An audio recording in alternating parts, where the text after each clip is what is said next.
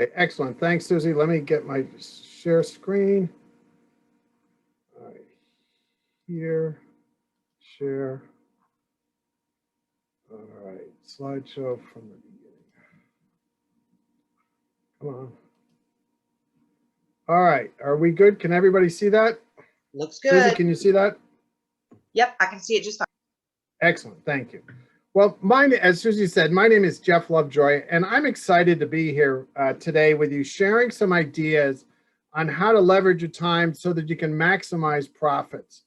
I worked with a lot of remodelers, and a lot of pushback comes around the fact that they don't have time to do what I am suggesting. And so I want to show you a couple keys to helping you think through ways to better leverage your time so that you do have time to focus on the profits.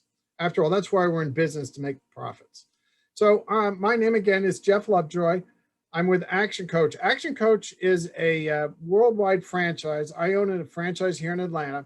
We've got about 1,000 coaches around the world coaching on a weekly basis, 18,000 business owners. So lots of intellectual property. And I work with owners here in the metro Atlanta area and have worked with quite a few remodelers. So I've got some ideas that I've actually used with remodelers that I'm going to share with you today. I'm all about helping people achieve their best. And whether that's business owners, whether in the personal life, I've coached my daughter's soccer team, I've coached my daughter's softball team, I've coached the boys hockey team, I've worked with my son in Cub Scouts. So it's all, for me, it's all about helping people achieve what they want and to get better in the process and not to limit themselves. My uncle was the first American in space and the fifth man on the moon. So I grew up with this idea that we can do anything we want if we put our mind to it. So I want to share some ideas with you today that perhaps you haven't thought about. So my assumption of why you're here today is because you want to get more profits out of your business. When I work with owners, I focus them on not thinking small. You know, we got to think big. We tend to think that we start putting in all kinds of reasons why we can't do something, and we take a goal or an objective and we start sizing it down. I don't want you to do that today. I want you to kind of keep an open mind. I want you to think outside. A lot of this is going to be some of the outside the box for you. Don't throw up a lot of reasons why you can't do it. Just indulge me and think through, listen to what I'm saying, and just mull on it over the next day or two. And if it's okay, I'm going to suggest and recommend that we start looking at dramatic increases in profits. So that's going to be the underlying assumption of my presentation today. So let's get started with this formula. I call this our formula for success. And the reason I have it here is we've got to understand the relationship between who we are, our thoughts, and our actions, and how they play into our have, which is really our goals. We're going to be talking later about the importance of having a vision for your business. And that's what the have is all about. What is it that you want to have? And, you know, there's that saying that says, you can't keep doing the same things over and over again and expect different results. So this ties right into that. If we're going to go after dramatically increasing our profits, we've got to change what we're doing, and we've got to change who we are and how we're thinking. And so those latter two are the thing I'm going to really be focusing on today. The things you can do and how you have to change yourself in order to go after larger goals, larger objectives. And it really boils down to this key distinction. Stephen Covey, in his book, 7 Habits of Highly Effective People, talks about starting with the end in mind. And that's all about, in his mind, what's important. You know, what important is defined as has to do with the outcome. Sorry, this screen is obstructed here. That contributes to an individual's vision or mission or goals. So this is something that's driven by you and nobody else. What is it that you want? Urgent, on the other hand, is based on deadlines and is driven by external factors and pressure. This is deadlines. This is all those phone calls and all those things you get involved with as a remodeler or with your clients and with the crews and with the subcontractors. This is where I find that most remodelers are spending their day. They're reacting, they're in the urgent world, and they're not spending much time thinking about what is it they really want? What is their 5-year goal? What is the 10-year goal? What is this business going to look like when we're finished with it? And so that's a very key distinction. And it's important to keep that in mind, because the business will grow to a certain point if you're totally in the urgent world, but at some point it begins to level out, and it will never achieve its true potential unless you spend some time focused in on what's important to you and direct the business and lead the business in that direction. So the distinction between important and urgent is critical. So our first key today is how do you spend your time? I love Far Side Comics, Gary Larson, and this is one, you may not be able to read it. It says, Einstein discovers that time is actually money. And, you know, I like that because so many times when I talk to business owners, they get involved with things and they don't really equate the amount of time that they could be, the money with the time. So they're spending time, they're taking time to do things that really aren't generating money for them. And so, you know, it's a case that they're spending a dime but losing a fortune kind of thing. So who manages your time? It's really you, isn't it? You're the one that decides what you get involved with and what you don't get involved with. And you could say, well, you know, we get phone calls from customers and they want us involved, and they have say over how you spend your time, but really they don't, because you're at the end of the day the one that decides how you're going to spend your time. And so this whole presentation is around how you decide to use your time. Are you deciding to use your time and spend it in the urgent world where you're on that hamster wheel and you're just going and going and going and going and going, and the business is going okay, but it's taking its toll on you? You don't have a date night. You're missing your son's baseball games, your daughter's recitals. You're missing, you know, key time with friends and family. Or are you spending a little more time recognizing the importance of being focused on what's important and taking some time to think through what it is you want to achieve and how you're going to get there? So we all have 31,536,000 of these things. And these things are seconds. Everybody has the same amount of time, but yet why is it that some people are able to achieve so much more than others? And it's obviously how they use their time. They've chosen, I would guess, and the very successful ones have chosen to focus more on the end, what they want to get out of it, rather than being in a world of urgency all day long.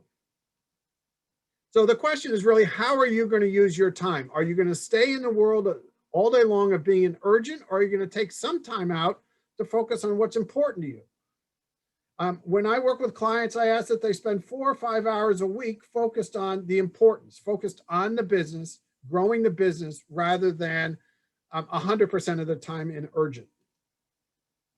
So let's look at, if you're focused on important, these are some things I think about. You've defined your destination. You've set a vision for the business. You know where you want the business to go.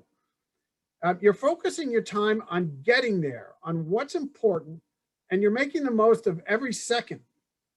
You know what you want, you go after achieving it. If your time is solely focused in the urgent world, you haven't defined a destination. You're mostly in react mode. There aren't enough hours of the day. You clearly don't have defined goals because you don't know what's important. You don't know where you're going. You're almost like a sailor with no compass. So distractions are prevalent in your world, versus in the world of importance, those owners are able to carve out time to focus on what's important to them and achieving it, and not letting other things interfere. So here's some examples of things that cause us to be in the urgent world. We're not delegating. You know, many owners think that they are the best to answer questions. They don't delegate. They're focused on so many things. Because they don't delegate. They got their hands in everything. They're not making good use of the time. They're running to Lowe's to pick up 2 penny nails for their crews because they want the crews to be on the job. Well, is that really the best use of the owner's time? They don't have processes documented in the business. So they don't have a sales process. They don't have a process for scheduling subcontractors. They don't have a process for doing the quotes. They don't have a process for managing the homeowner communications. So as a result, homeowners are calling them all day long at any hour because the owner hasn't sat down and defined what the process is that the homeowner needs to follow. They're oftentimes having far too many meetings with homeowners, and they're often having to deal with correcting mistakes that are made by their crews or the subcontractors. So these are all the things that pull owners back down into the world of urgency. So let's look at the USS Dewey. The USS Dewey is a guided missile destroyer in the US Navy. Where do you suppose the owner, or not the owner, sorry, where do you suppose the captain of the USS Dewey is? Is he or she in the engine room? I mean, after all, that's perhaps the most important part of the ship is in the engine room. Or are they there on the bridge? Well, the obvious answer is they're on the bridge. Well, why are they on the bridge? Well, they're on the bridge because they have hired people, they have trained people to deal with the issues in the engine room so that they can be at the navigating the ship. After all, ownership is own your ship. So you as the owner need to be guiding that ship. But if you're in react mode, if you're in urgent mode all day long, how can you be guiding and navigating your ship? You can't. So then we begin to wonder, well, how come my business isn't achieving its true potential? Well, it's because there may not be anybody in the bridge. Everybody's in the engine room in a react mode. So this is where I want you to kind of start thinking a little bit outside the box and don't be throwing up excuses. Just listen, because this makes a huge difference in how your business will grow. So here's another far side. This is the last one. This one says, I don't know if you can read it, but it says, hooting excitedly, primitive scientists Stack and Gore carry out their new time log. Try their new time log. So what's a time log? Well, it's a way of documenting what you've done in the prior 30 minutes for each 30-minute increment between when you start your day and when you end your day, maybe your business day. The value of it is it identifies where you're spending your time. I would suggest that if each one of you did it, you would be surprised at where your time is being consumed. Because when we're in the moment, when we're in the world of urgency, we don't necessarily realize that we're in the world of urgency. We're busy. Nobody's questioning the fact we're busy. But the question is it the right kind of busy to help you get where you want your business to go? And inevitably the answer is not all the time. You need to be spending 4 or 5 hours a week at least focused on what's important. So so you'll figure out how much time you're spending on important things and how much time you're spending on urgent things. So the key takeaway here from the first key is that understanding how you spend your time. Where do you spend your time? And defining your vision and why it's important to you. Having a vision is so important. I'll tell you a story. One of my first clients was a remodeler. I worked with he and his wife for 18 months. We met every single week for an hour each week. And one of the first things I had him do was to define what he wanted from his business. What was his vision, his 5 and 10-year vision? And after a couple of weeks, he came back and said, our vision is to be the largest remodeler in the Southeast. Great. That's a great vision. And as soon as he really got settled on that vision, he realized that he couldn't keep doing the things he was doing and still achieve that goal. He was micromanaging his crews. He was not delegating. He was making all the decisions. He, in fact, was going to Lowe's to pick up 2 penny nails. And that just, if he kept that up, he would never become one of the largest remodelers in the Southeast. And he realized it. And so he started delegating. He started letting his crews have more room to self-manage. He stopped going to Lowe's. He started marketing the business. He started networking. He brought on a salesperson, all of which came about because he realized that to get to what was important to him, being that one of the largest remodelers in the Southeast, could never happen if he spent his whole day in the world of urgency. And so he changed, and he's now a multi-million-dollar business owner. Business has got locations in Georgia and in Florida. So he was very successful in pulling away from that, spending lots of time on job sites, micromanaging his crews, to one of more of a owner, the captain of the boat, where he's in the bridge navigating through the turbulence of the remodeling world. So one of the big takeaway here is figure out what it is you want in your business 5 and 10 years out, and then start thinking about, am I working on stuff that is going to help me get there at least 4 or 5 hours each week. Now, when you do start thinking about what's important to you, then we can start getting in and looking at some fun things. And that's what I want to get into now. So now we've freed up some time. Now we're focused, we've got 4 or 5 hours each week that we're going to focus on our business. And where are we going to focus our time and attention in order to increase profits? That's what we're going to look at next. Now, most business owners can tell you the number of customers they have. They can probably tell you the revenue, and they can tell you their profits in most cases.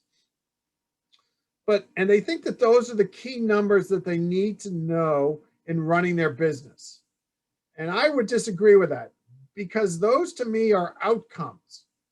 And where they need to be focusing their attention on are the things that cause these numbers to occur. So let me show you what I'm talking about.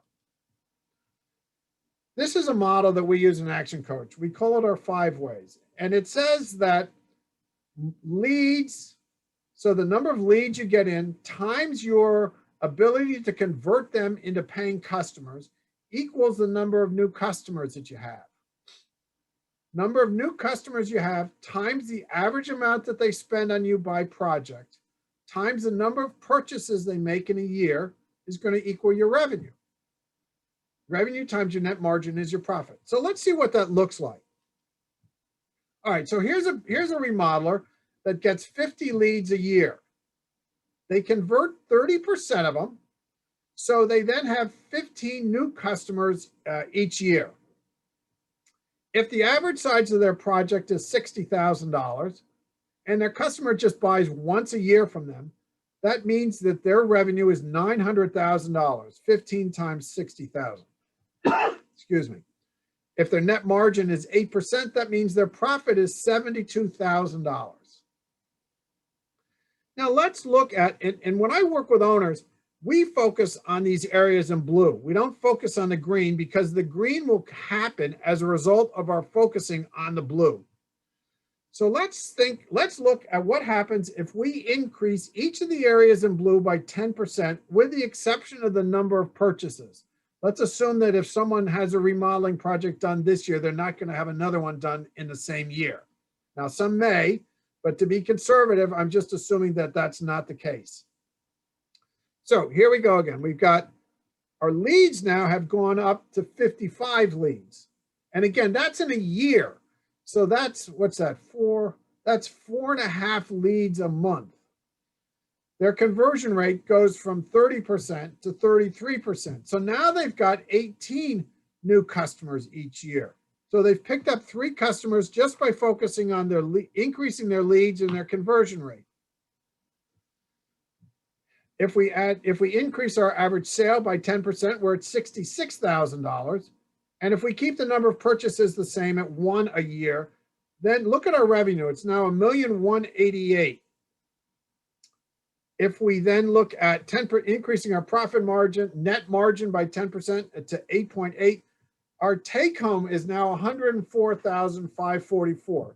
So we've increased our profits by $30,000 just by focusing on those 4 areas: leads, conversion, average sale, and net margin.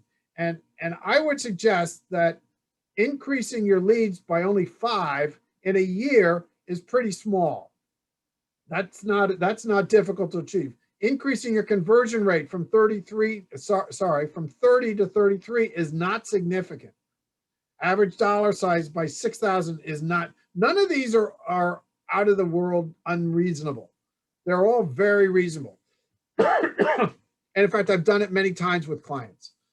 So now to get fun, let's look at that same thing, but let's assume we now increase, instead of 10%, let's look at what happens if we increase each of those areas by 20%, again, assuming that the purchases stay the same at 1 a year.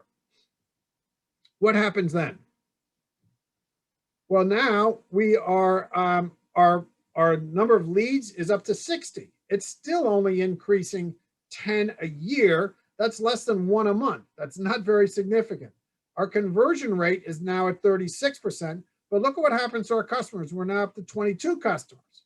So we've increased our customers by 7 just by focusing on leads and conversion.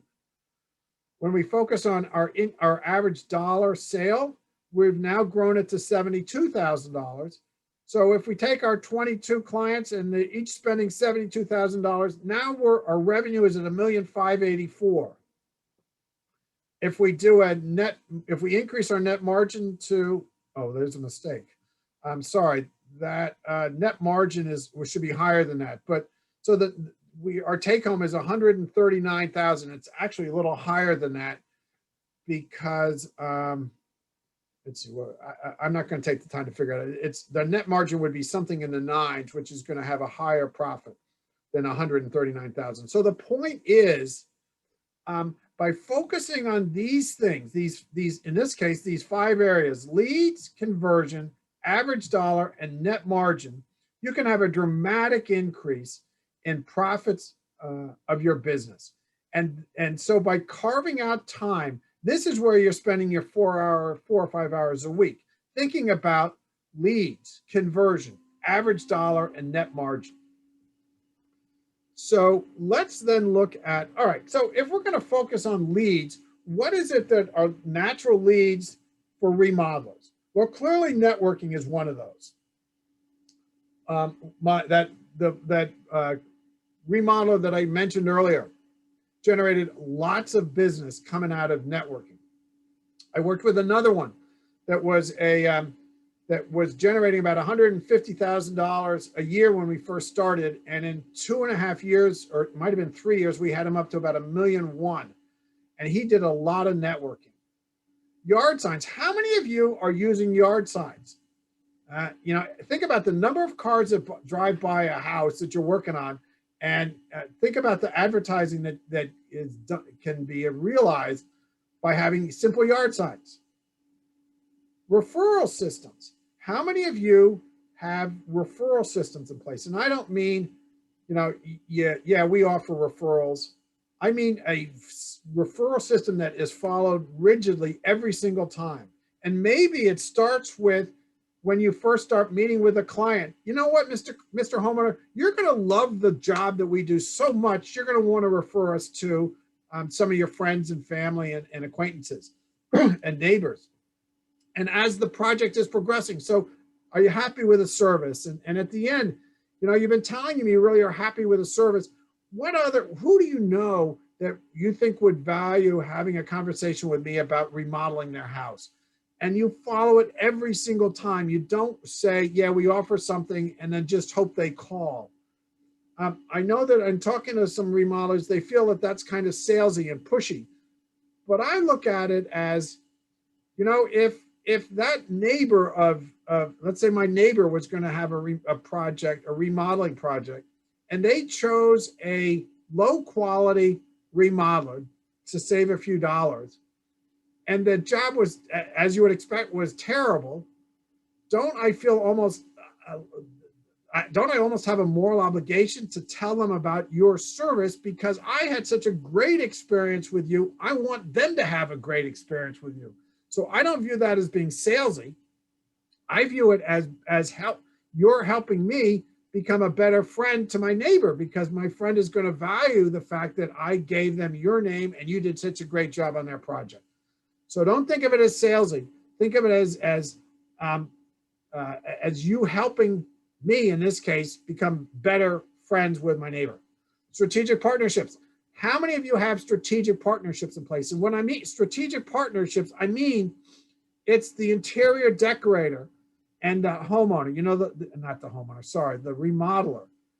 The interior designer oftentimes hears homeowners talk about, you know, well, we're thinking about adding an addition, or we're going to redo our bath, or we're going to redo the kitchen. And to the extent that you have a partnership, I don't mean a legal partnership, but a strategic partnership with that interior designer, they can refer that business to you. And conversely, as you're building out your project, if the homeowner asks, so who do you know that could help really do the interior design work, you refer back to that interior designer. So it's a two-way partnership. And so, you know, it just is doubling your marketing efforts because now there are two people that are thinking about you. And to the extent you bring in, maybe you bring in a landscaper or a painter or a pool guy. You know, these are businesses that are all dealing around the house, but are not competing with each other. And so there's very logical synergy that's developed when you set up those type of relationships. Another one is what I call the 8x8x8. This is as you're looking out the front door of the house that you're working on, you go talk to 8 houses to the left, you go talk to the owners 8 houses to the right, and you go talk to owners 8 houses in front of you. The next block's over. And I find that a lot of people, remodelers, don't do that. You know, a lot of them even don't put out yard signs, but those that do don't go the extra step to introduce themselves in the neighborhood.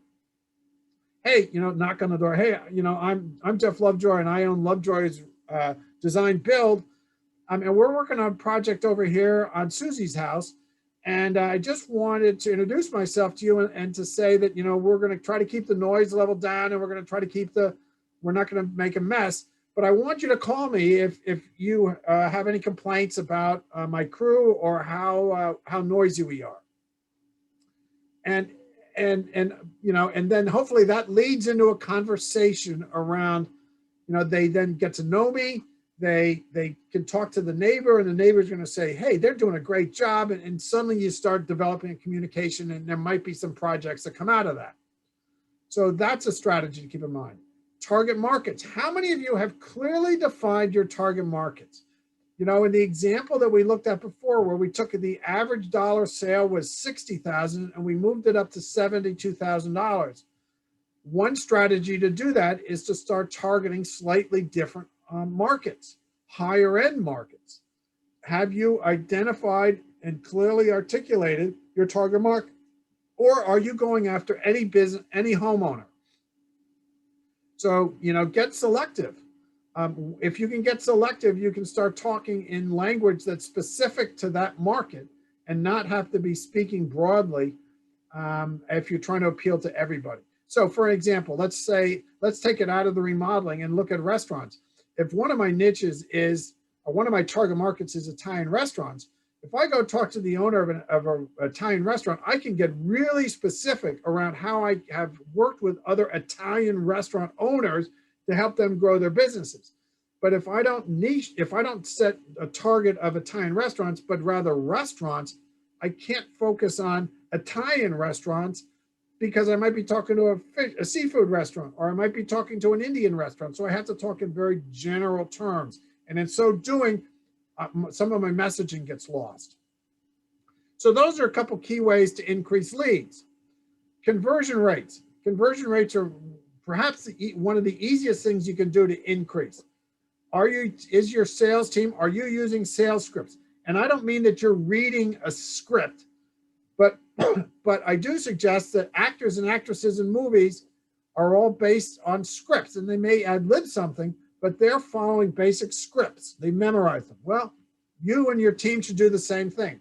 And that includes the customer service people. That includes anybody that is in contact with a homeowner needs to have scripts for certain scenarios, and they need to have them memorized. And the value of this is that you think ahead of time what you will say in certain circumstances. And when that circumstance arises, you're not winging it because you've already thought it through. And this is how I want to answer that question. Develop a sales process. This is a key one for me. You know, you think about when I work with remodelers, this is one of the first things I get them to focus on outside of vision, because the typical scenario is a phone comes in and you pick it up, or someone in your office picks it up and they schedule an appointment. And if that appointment is a week and a half out, nothing typically happens between the day that that phone call is received and when you knock on the door for that appointment a week and a half later. What I tell business owners is you've just wasted a week and a half that you could be out kind of marketing your business so that when you do knock on the door, the owner is well aware of you, they've seen your stuff, and they're almost in a froth to talk to you. So you might say, so what would that mean? Well, maybe it's as soon as the phone call comes in, you send an email that says, hey, you know, enjoyed talking to you. I look forward to talking to you in a week and a half. And oh, by the way, here are some testimonials of homeowners in your area. And then maybe a couple of days go by and say, you know, I was thinking that you might like to see a story about why I started this business. Whatever it is, so that when you knock on the door, they know who you are. As opposed to that person, the appointment is set, a week and a half later, they knock on the door and the homeowner might have completely forgotten who they are. And people will, especially in remodeling, homeowners will recognize your professionalism up front and will assume if you're that professional on the front end, you're going to be that professional on the back end, meaning during the project. So put some processes in place. Define your uniqueness. You know, I find a lot of business owners, because they're in that world of urgency, they're not really taking the time to think about how is my business unique. And it's critical. And I work with business owners all the time on helping them figure out how they're unique, because I don't want you to go into a bid situation where the homeowner lines you up against a wall and there are 5 of you on the wall and you all look the same. I don't mean physically look the same, but the way you talk, there's nobody that stands out. And in a world like that, the only way that the owner is going to be able to make a decision is based on price. And again, if we're looking to increase profits, we don't want to do that by lowering price. So how are you different? Maybe it's you offer guarantees. Maybe it's you have an extended warranty program. Maybe it's you specialize in a certain type of construction that they want. Whatever it is, you got to start thinking about how are you unique. Are you using testimonials? Key. You got to get testimonials. You know, and there's a saying that says that people buy on emotion. They don't buy on logic. But think about your quoting process. Think about, it's very logical. It's, you know, we're going to have X cubic feet. We're going to X dollars per cubic feet. We're going to have It's all numbers. But people buy on emotion. And so you've got to interject into your quotes ideas and maybe drawn pictures of what the project will look like, because they'll buy an emotion. Follow up. I don't know how many times I talked to remodelers that said, yeah, we sent the bid out 3 weeks ago, but we haven't heard anything back from them. You know, that's just, of course you're not going to hear back from them. When did you pick up the phone and call them? No, we were waiting for them to call us. Well, you know, okay. So you're never going to get you're maximizing your profits if you take that approach. You know, hey, it's Jeff. I'm just calling to make sure that you got the quote that I sent you. And even better than sending the quote, go set an appointment and go visit with them and talk to them, get to know them. Don't email quotes to people, because it's easy for them just to blow it off. It's a little harder if you're in front of them and you're making your case for why they should use you, and you can look them eye to eye. So, and even when you follow up, when you meet with them in person, they may say, well, you know what? we need a little time to think about it. Okay, I'll call you back in a couple days. And call them back in a couple days. Well, we're still not ready. Okay, well, when would be a good time for me to call you? Well, call me back next week. Follow up, follow up, follow up. Express your interest in that job. And then lastly, on the conversion rate, offer 3 levels. Offer your silver program, your gold program, and your platinum program.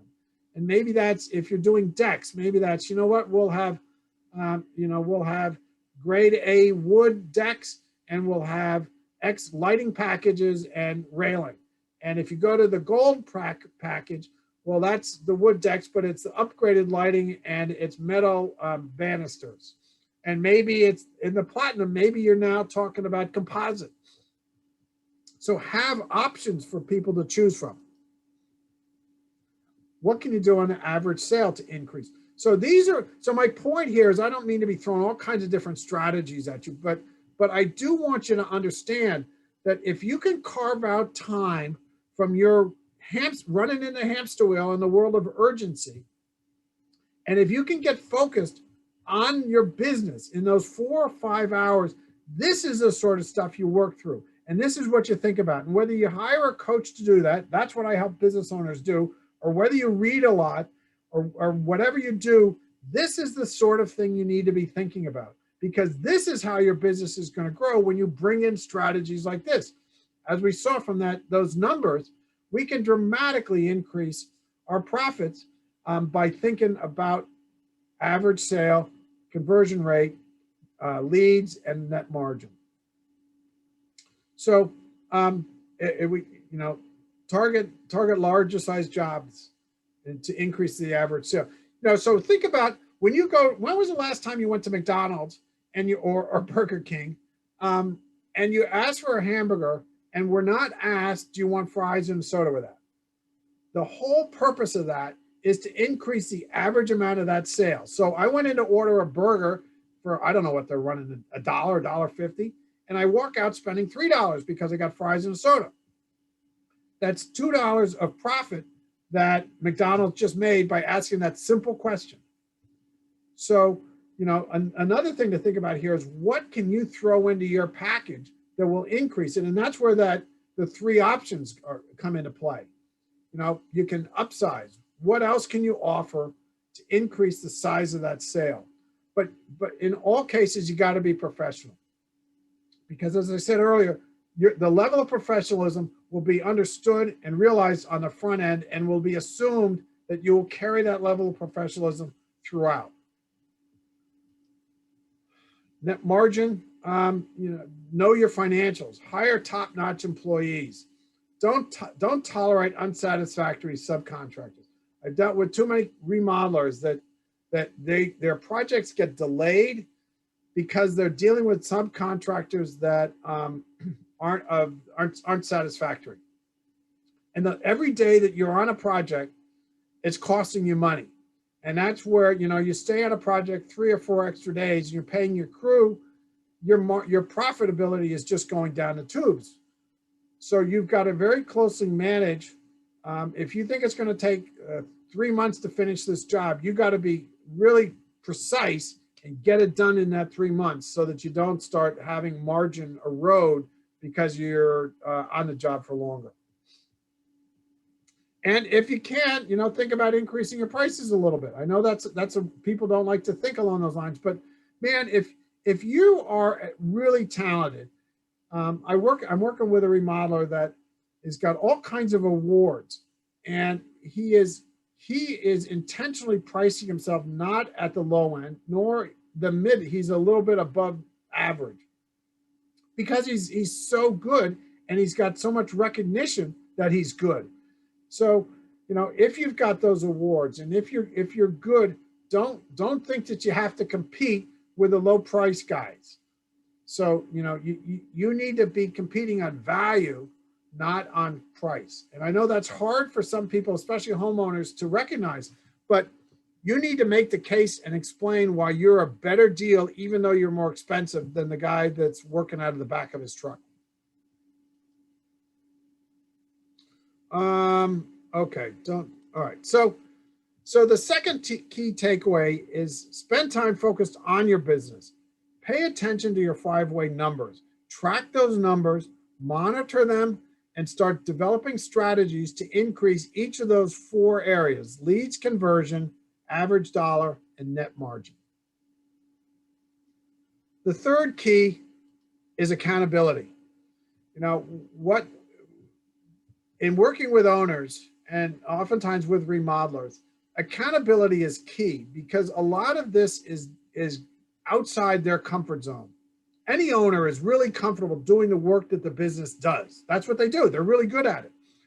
But as soon as we start talking about marketing strategies, as soon as we start talking about financial strategies, as soon as we start talking about hiring and strategies and recruiting strategies, and those things start pushing comfort zones, and it's not natural for most people to enjoy it when their comfort zone is pushed. And so what happens is they tend to retreat back inside their comfort zone, which means we're expecting increased profits, but we're not doing anything differently. We haven't changed what we're doing, and we haven't changed ourselves. So it's unrealistic to expect that we're going to increase our profits. If you want to increase profits, you got to do things differently. And in order to do things differently, you have to have some accountability. That can be a coach. It could be a friend. It can be anybody that's going to really hold you accountable, which means you got to share your ideas with them, and you got to have them hold you accountable and not let you off the hook. You know, I had a client, a remodeler, that we set some goals, and he had to tell his kids that if he didn't make his goals, they were going to, when he made his goals, they would take a week and go down to Orlando, to Disney World. He was a young kid. Every single day when that man got home, his kids were asking him, did you meet your goal? How did you do? Because we want to go to Disney World. After a couple months, he met his goal, and he was able to tell the kids, and they went down to Orlando. That's the kind of thing that you need to get you to bridge or escape your comfort zone.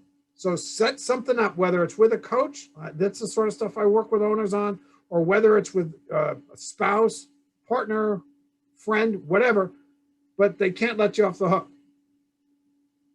In fact, I had one, it was a printer, and he was delayed getting stuff to me. And finally I said, you know, Kevin, the next time you miss something, and he was a diehard Republican, I said, the next time you don't get something done for me, you're going to make $100 contribution to the Hillary Clinton campaign. He never missed getting something in because we set that as the accountability. So think along those lines. You know, what's going to happen if you don't make this your goals? So what my offer to you, I want to start getting into the Q&A time, but my offer to you is to spend 90 minutes with you, no cost, going through your 5-way numbers and thinking about strategies that you can use to increase your profits. No cost, no obligation. I'm not going to be bringing contracts with me and not leave unless you sign. None of that. I just want to share some ideas with you and to build on this presentation to get you start thinking about what's possible in my business if I can spend less time in the urgent world and a little more time in the world of importance. Here's my contact information. You should have it in the handouts with the 90-minute is the diagnostic, or if you want to spend 15 minutes in an introductory call, that'd be great. My online calendar is there, so it should be in the handouts that you got earlier today. Or give me a call and we can schedule some time. All right. Thank you for, well, let's see. Let's look. Oh, I missed something here. What did I miss? Oh, this. All right. So let's talk about any questions. Susie, has anybody asked for some questions? We've got, everybody has now been given the ability to speak so that you can ask your question.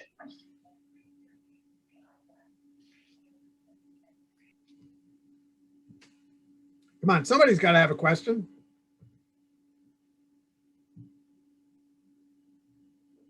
No? Oh. Well, I don't have a question, but I have a comment, Okay.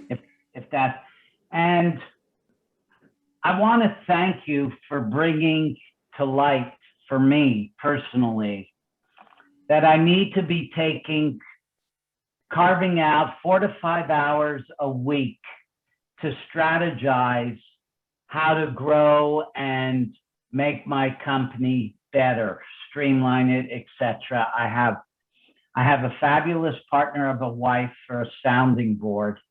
Yep. And I just can't thank you enough because, look, I'm probably one of the older NARI members. I'm 60 years old, have 2 young kids, and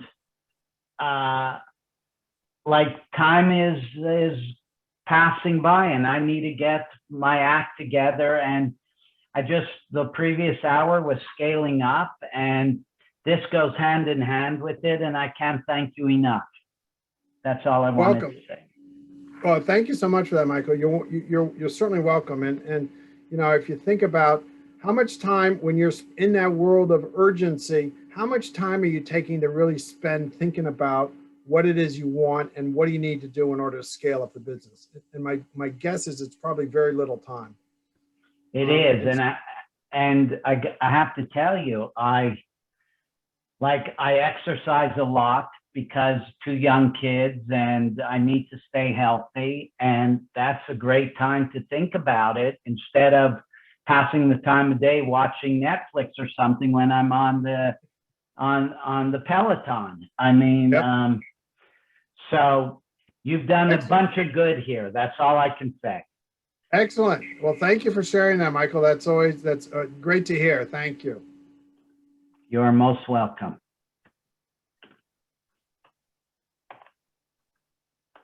Anybody else want to share any comments? Hey, Jeff, it's Chris Lalamia. Hi, Chris.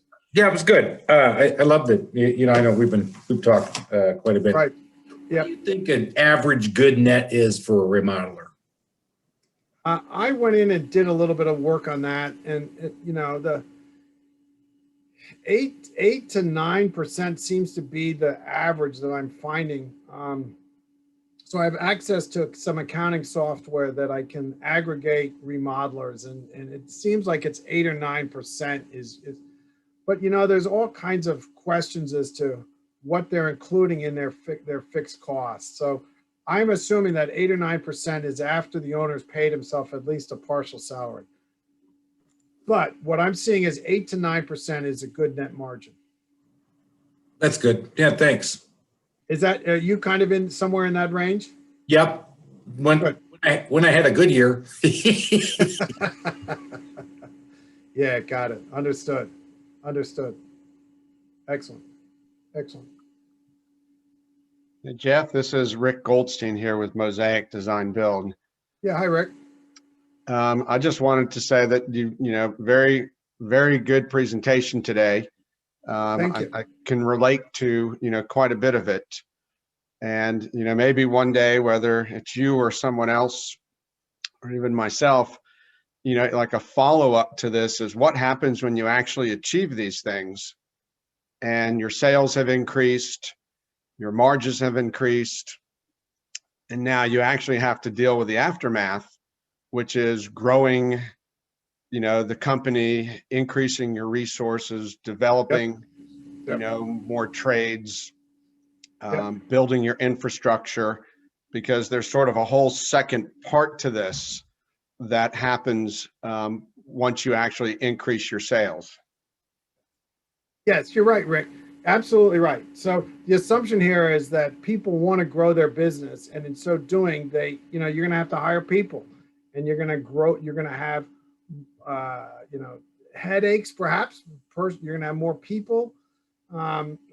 So it raises the level of potential issues. But by the same token, you also can start bringing people on to take some of the work that you're doing today and delegate the work to them. So, you know, the more resources you have, the more time you can delegate, so that you have more time to be out playing golf or spending time with the I don't know, the grandkids or the kids or whatever.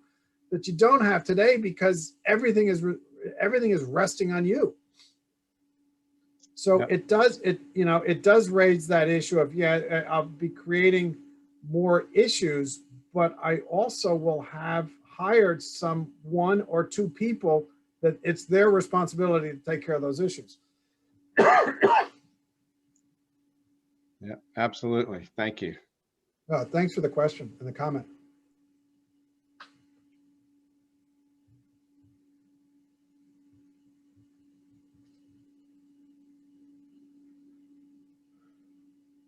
Well, as I say, if you want to, I'd be glad to just have a follow-up, even a phone conversation. If anybody's interested, just reach out and call or send me an email, and be glad to share some more ideas with you. And I hope this presentation I appreciate the comments that we've had. I'm glad it's been well received. And I wish you all the best. And as you're doing your job, be thinking about, what am I working on right now? Am I doing the urgent stuff, or am I doing the important stuff? And am I making the best use of those 31 million, 736,000 seconds? Or am I busy, but it's busy work? Busy business is not BUSYNESS. It's BUSINESS. So am I doing the busy work, or am I doing work that's really going to help me get to where I want my business to go? So always be thinking that. And if you find yourself doing that busy work, stop it and get back and focus on stuff that's really going to make a difference.